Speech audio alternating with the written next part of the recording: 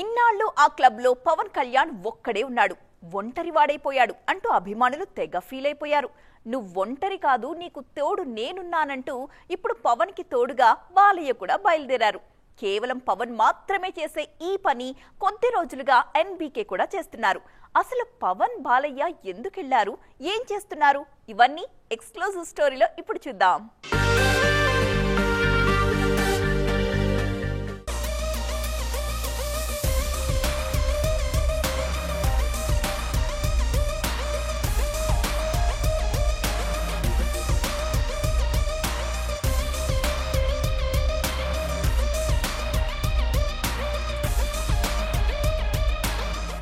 టాలీవుడ్ లో సినిమాలతో పాటు రాజకీయాలకు ప్రత్యేకమైన స్థానం ఉంటుంది. ఈ రెండింటికి అవినాభావ సంబంధం ఉంటుంది. ఎప్పుడు ఇక్కడి వాళ్ళక్కడ, అక్కడి వాళ్ళిక్కడ అన్నట్లుంటుంది పరిస్థితి. ముఖ్యంగా పవన్ పాలిటిక్స్ లోకి వెళ్ళాక ఈ ఎఫెక్ట్ ఇంకాస్త బలంగా ఇండస్ట్రీపై పడింది. ఆయనతో సినిమాలు చేస్తున్న నిర్మాతలకు పొలిటికల్ హీట్ బాగానే తగులుతోంది. 4 నెలలుగా పవన్ షూటింగ్స్ కి దూరంగా ఉన్నారు. మరో 3-4 నెలలు రానని కూడా ముందే చెప్పేశారు. మే నుంచి ఓజీ సెట్ లో జాయిన్ కాబోతున్నారు పవన్ కళ్యాణ్. ఇదిలా ఉంటే ఇప్పుడు ఈయనకి బాలయ్య కూడా తోడయ్యారు. ఉన్న పళంగా చేస్తున్న సినిమాని వదిలేసి ఎన్నికల కోసం బయలుదేరారు ఎన్బీకే. దాంతో బాబీ సినిమాకి భారీ బ్రేక్ తప్పేలా లేదు. రాజకీయాల కోసం సినిమాలకు బ్రేక్ ఇచ్చే హీరోగా పవన్ మాత్రమే ఉన్నారు. ఎప్పుడు సినిమాలు చేస్తారో, ఎప్పుడు రాజకీయం అంటూ వెళతారో క్లారిటీ ఉండేది కాదు నిర్మాతలకు. ఇప్పుడు బాలయ్య కూడా వచ్చేశారు. ఏపీలో ఎన్నికల వేడి పెరగడంతో బాబీ సినిమాని పక్కన పెట్టేశారు నటసింహం. చూస్తుంటే ఆఫ్టర్ ఎలక్షన్స్ కి కానీ దీనికి మోక్షం వచ్చేలా కనిపించట్లే. బాలయ్య ఎమ్మెల్యేగా ఉన్నా తన సినిమాలకి మాత్రం ఏ ఇబ్బంది రాకుండా చూసుకున్నారిన్నాళ్లు. కానీ మెయిన్ ఎలక్షన్స్ రావడంతో బ్రేక్ ఇవ్వక తప్పట్లేదు. ఎన్నికలు కాగానే బాబీ సినిమాని పూర్తి చేయబోతున్నారు బాలయ్య. మరొకవైపు పవన్ కూడా ఓజీతో పాటు హరిహర వీరమల్లుపై ఫోకస్ పెట్టబోతున్నారు. కానీ ఇవన్నీ జరగాలంటే ముందు ఏపీలో ఎన్నికల వేడి తగ్గాలి.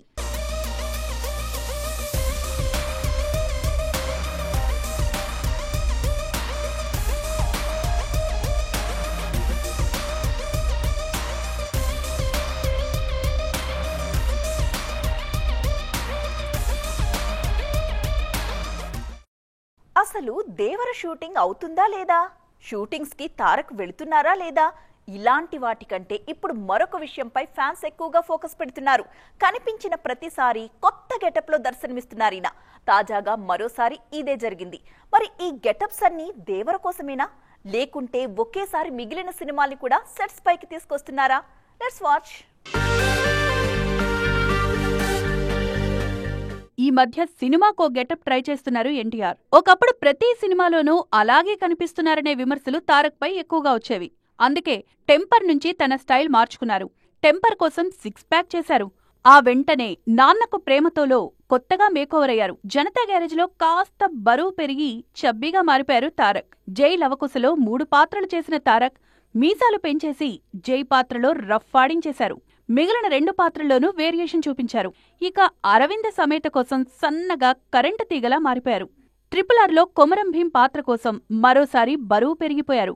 ఇలా ప్రతి సినిమాలోనూ తనను తానే కొత్తగా చూసుకుంటున్నారు తారక్. ఎన్టీఆర్ ప్రస్తుతం దేవరలో నటిస్తున్నారు. ఈ చిత్ర షూటింగ్ చాలా రోజుల తర్వాత ఈ మధ్య మళ్లీ మొదలైంది. ఎన్టీఆర్ కూడా షెడ్యూల్లో జాయిన్ అయ్యారు.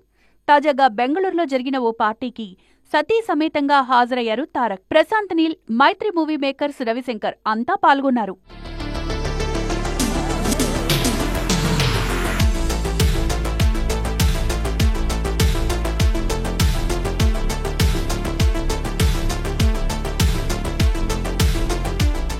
చూస్తున్నారుగా ఎన్టీఆర్ న్యూ గెటప్. మొన్నటి వరకు కాస్త లావుగా కనిపించిన తారక్ అంతలోనే మళ్లీ బరువు తగ్గిపోయారు.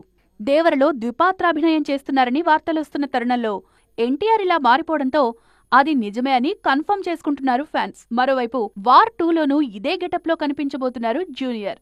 దేవర వార్ 2 తర్వాతే ప్రశాంత్ నీల్ సినిమా సెట్స్ పైకి రానుంది. నయనతార, విఘ్నేష్ శివన్ల మధ్య అంతా బాగానే ఉందా, లేదంటే విభేదాలేవైనా స్టార్ట్ అయ్యాయా? ఉన్నట్టుండి ఈ అనుమానాలు ఇప్పుడెందుకు వచ్చాయనుకుంటున్నారా? మరి రావా చెప్పండి. ఇన్స్టాలో విఘ్నేష్ ని నయన్ అన్ఫాలో కొట్టేస్తే, అవునా అన్ఫాలో కొట్టిందా, ఇదెప్పుడు జరిగింది అనే కదా మీ సందేహం. ఆ కథంతా ఏంటో తెలియాలంటే స్టోరీ చూడాలి మరి. ఈ పాట ఇప్పటికే నయనతార రియల్ లైఫ్లో 2 సార్లు బాగా సూట్ అయింది. ఓసారి ప్రభుదేవ, మరోసారి సింబుతో ఇలాగే పెళ్లి వరకు వచ్చిన వ్యవహారం చివర్లో ఆగిపోయింది. ఇప్పుడు హాయిగా విఘ్నేష్ శివన్ను పెళ్లి చేసుకోవడమే కాదు, కమల పిల్లలతో లైఫ్ ని ఎంజాయ్ చేస్తున్నారు నయన్. అంతలోనే విఘ్నేష్ నయన్ మధ్య విభేదాలు మొదలయ్యాయనే వార్తలొస్తున్నాయి. ఉన్నట్లుండి నయనతార విఘ్నేష్ మధ్య సఖ్యతపై ఇప్పుడెందుకు అనుమానం వచ్చింది అనుకోవచ్చు. కానీ నిప్పులేనిదే పొగరాదన్నట్లు ఇన్స్టాగ్రామ్లో భర్తను అన్ఫాలో చేశారు నయన్.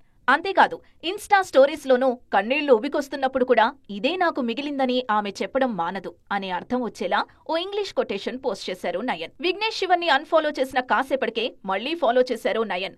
టెక్నికల్ రీజన్తోనే అన్ఫాలో చేసిందనుకుందాం. మరి కన్నీళ్లు ఉబికొస్తున్నాయనే కొటేషన్ ఎందుకు పెట్టారనేది అసలు డౌట్. గతంలో శామ్, నిహారిక సహా చాలా మంది సెలబ్రిటీస్ ముందు అన్ఫాలో చేశాకే విషయం తర్వాత విడాకుల వరకు వెళ్ళింది. నయనతార లైఫ్ అలా కాకుంటే చాలు అనుకుంటున్నారు ఫ్యాన్స్. భగవంత్ కేసరి తరువాత అనిల్ రావిపూడి ఎందుకని సైలెంట్ అయ్యారు? అంత పెద్ద హిట్ వచ్చిన తరువాత కూడా ఈ దర్శకుడు కామ్గా ఎందుకున్నాడు? కారణం ఏమై ఉంటుంది? నెక్స్ట్ సినిమా ఖరారు అవ్వలేదా? లేకుంటే హీరో ఓకే అయినా కథ సెట్ అవ్వలేదా? అది కాకపోతే ఏదైనా మరో క్రేజీ మల్టీస్టారర్కి సిద్ధమవుతున్నారా? అసలు అనిల్ తరువాతి ప్లాన్ ఏంటో చూసేద్దాం. నెక్స్ట్ సినిమా గురించి చెప్పమని అభిమానులు అడుగుతుంటే అనిల్ రావిపూడి మాత్రం ఆ కంగారేం లేకుండా హాయిగా ఇదిగో ఇలా స్టెప్పులేసుకుంటున్నారు. ఏం చెయ్యాలో క్లారిటీ ఉన్నప్పుడు కంగారు పడి లాభం లేదనేది అనిల్ ఫార్ములా. ఇప్పుడు అదే చేస్తున్నారు. ఈయన తర్వాతి సినిమా వెంకటేష్తో ఖరారైపోయింది. దీనికి సంక్రాంతికి వస్తున్నాం అనే టైటిల్ అనుకుంటున్నారు.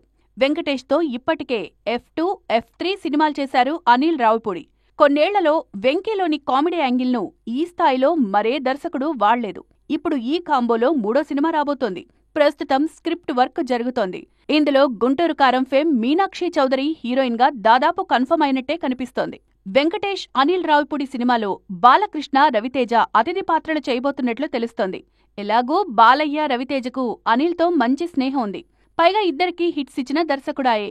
ఆయన అడిగితే నో చెప్పడానికేం లేదు. సంక్రాంతికొస్తున్నాం సినిమాతో రాబోతున్నారు వెంకీ, బాలయ్య, రవితేజ. చూడాలిక ఏం జరగబోతుందో. హనుమాన్ విషయంలో దర్శకుడు ప్రశాంత్ వర్మ ఒక మాట ఇచ్చాడు. మరి ఇప్పుడు ఆ ఇచ్చిన మాట తప్పారా? లేదంటే హిట్ అయింది కదా అని ఇచ్చిన మాట పక్కన పడేశారా? కనీసం ఆ మాటైనా ప్రశాంత్ వర్మకు గుర్తుందా? ఇందాకటి నుంచి ఒకటే మాట అంటున్నాను, ఇంతకీ ఏంటా మాట అనుకుంటున్నారు కదా. ఈ స్టోరీ చూసేయండి. 92 తెలుగు సినిమా చరిత్రలో అత్యధిక వసూళ్లు సాధించిన సంక్రాంతి సినిమాగా హనుమాన్ చరిత్ర తిరగరాసింది. 30 కోట్ల లక్ష్యంతో బరిలో దిగి 300 కోట్లు వసూలు చేసింది. బాహుబలి, RRR తర్వాత 100 కోట్లకు పైగా లాభాలు తీసుకొచ్చిన సినిమాగా నిలిచింది హనుమాన్. తాజాగా ఈ చిత్ర 50 రోజుల వేడుకను ఘనంగా సెలబ్రేట్ చేసుకున్నారు మేకర్స్. అంతా బాగానే ఉంది గాని హనుమాన్ను ఇండియాతో పాటు జపాన్, చైనా, స్పెయిన్ లాంటి దేశాల్లోనూ విడుదల చేస్తామని చెప్పారు ప్రశాంత్ వర్మ. కానీ కొన్నాళ్లుగా ఆ ఊసే లేదు. తాజాగా 50 రోజుల వేడుకలో ఇంటర్నేషనల్ రిలీజ్ పై క్లారిటీ ఇచ్చారు ప్రశాంత్. ఇప్పటికీ ఫారెన్ డిస్ట్రిబ్యూటర్స్ తో మాట్లాడామని, వాళ్లకు బాగా నచ్చిందని తెలిపారు ప్రశాంత్ వర్మ. రిలీజ్ అయినప్పటి నుంచి కూడా ఈ సినిమాని ఇంకా ఎలా తీసుకెళ్ళాలి, ఇంకా ఇంటర్నేషనల్గా ఎలా తీసుకెళ్ళాలి, ఇప్పుడు స్పెయిన్లో, జపాన్లో, చైనాలో వీళ్ళందరూ డిస్ట్రిబ్యూటర్స్తో ఆల్రెడీ మాట్లాడాము. వాళ్ళందరూ సినిమా చూసారు, విపరీతంగా నచ్చింది. సో ఇప్పుడు ఇంటర్నేషనల్ రిలీజ్ అన్నది చాలా త్వరగా జరగబోతుంది. సో ఈ సినిమా ఇప్పుడు మీరు ఎలాగైతే ఈ సినిమాని అరే మన తెలుగు సినిమారా అని ఎలాగైతే చాలా గర్వంగా ఫీల్ అవుతున్నారు, రేపొద్దున మన సినిమా ప్రపంచ దేశాల్లో కూడా మన తెలుగు సినిమా గొప్పతనాన్ని చాటబోతుంది. హనుమాన్ను ఇంటర్నేషనల్ ఫిల్మ్ ఫెస్టివల్స్ కు పంపిస్తామని తెలిపారు ప్రశాంత్ వర్మ. ఇక జై హనుమాన్ వర్క్ మొదలైందని, ఫస్ట్ లుక్ త్వరలోనే విడుదల చేస్తామని చెప్పారీన. హీరో ఎవరనేది మాత్రం చెప్పలేదు ఈ దర్శకుడు. చరణ్, బన్నీ, తారక్, ప్రభాస్ ఇలా అంతా బిజీగా ఉండడంతో జై హనుమాన్ కు హీరో దొరకట్లేదు. అందుకే హనుమంతుడే హీరో అనేశారు ప్రశాంత్ వర్మ. మరి చూడాలిక సీక్వెల్ ఎలా ఉండబోతుందో. ఇంకా చాలా స్టెప్స్ ఎక్కబోతున్నాము హనుమాన్తో. సో ఫెస్టివల్స్లో కానీ వాటిల్లో కానీ we are submitting this film. Hopefully we will win a lot of awards and make some noise all over the world and tell people about the greatness of Telugu cinema. And yeah, already Jai Hanuman సంబంధించిన work start అయింది. So అతి త్వరలో దాని first look poster release చేయబోతున్నాము. హనుమంతులు వారే hero. Heroine గా full బిజీగా ఉన్నప్పుడు, స్టార్ అన్న ముద్ర పడ్డానికి అడుగు దూరంలో ఉన్నప్పుడు, వరుస అవకాశాలు వస్తున్నప్పుడు ఉన్నట్టుండి చెల్లి క్యారెక్టర్స్ చేయడం కంటే సూసైడల్ మరొకటి ఉండదు. ఈ ఎఫెక్ట్ ఏంటో, ఎలా ఉంటుందో కీర్తి సురేష్ కి బాగా తెలుసు. ఇప్పుడు ఇదే దారిలో మరో హీరోయిన్ కూడా వెళుతున్నారు. మరి తెలిసి తెలిసి రిస్క్ చేస్తున్న బేబీ ఎవరో చూసేద్దాం పదండి. హీరోయిన్ గా ఆఫర్స్ వస్తున్నప్పుడు కోరి కోరి సిస్టర్ క్యారెక్టర్ చేయడానికి ఎవరూ ముందుకు రారు. అలా వచ్చారంటే మాత్రం వాళ్ళు రిస్క్ చేస్తున్నట్లే లెక్క. అలాంటి సాహసాలు ఈ మధ్య కాలంలో కీర్తి సురేష్ మాత్రమే చేశారు. ఓసారి రజనీకాంత్ కోసం పెద్దన్నలో, మరోసారి చిరంజీవి కోసం భోళా శంకర్లో చెల్లి పాత్రలు చేశారు కీర్తి. కానీ అవి ఆమెకు ఏ మాత్రం కలిసి రాలేదు. కీర్తి సురేష్ చేసిన సాహసమే ఇప్పుడు మరో హీరోయిన్ చేయబోతున్నారని తెలుస్తోంది. ఆమెవరో కాదు, బేబీ ఫేమ్ వైష్ణవి చైతన్య. బేబీతో ఓవర్ నైట్ స్టార్ అయిపోయారు వైష్ణవి. దానికి ముందు యూట్యూబ్లో షార్ట్ ఫిల్మ్స్ చేసిన ఈ బ్యూటీ జాతకాన్ని బేబీ మార్చేసింది. అలవైకుంఠపురంలో అల్లు అర్జున్ చెల్లిగా, వలిమైలో అజిత్ చెల్లిగా నటించారు వైష్ణవి. ప్రస్తుతం Siddhu Jonnalagadda Jack, Ashish Reddy love me, Anand దేవరకొండతో ఓ సినిమా చేస్తున్నారు వైష్ణవి చైతన్య. అన్నింట్లోనూ హీరోయిన్ గానే నటిస్తున్నారు. ఇదిలా ఉంటే తాజాగా ప్రభాస్, సందీప్ వంగా స్పిరిట్లో చెల్లెలి పాత్ర కోసం వైష్ణవి పేరు పరిశీలిస్తున్నారని, పాన్ ఇండియన్ సినిమా కావడంతో వైష్ణవి ఓకే చెప్పినట్లు తెలుస్తోంది. మరి ఈ సిస్టర్ క్యారెక్టర్ వైష్ణవి కెరీర్ ను ఎటువైపు తీసుకువెళ్తుందో చూడాలి. సో ఫ్రెండ్స్, చూసారుగా, ఇది వాంటీటీ ఎక్స్క్లూజివ్. మరిన్ని ఇంట్రెస్టింగ్ అండ్ ఫిల్మీ అప్డేట్స్ తో నైట్ టీటీలో మళ్ళీ కలుద్దాం. అప్పటి వరకు చూస్తూనే ఉండండి TV9.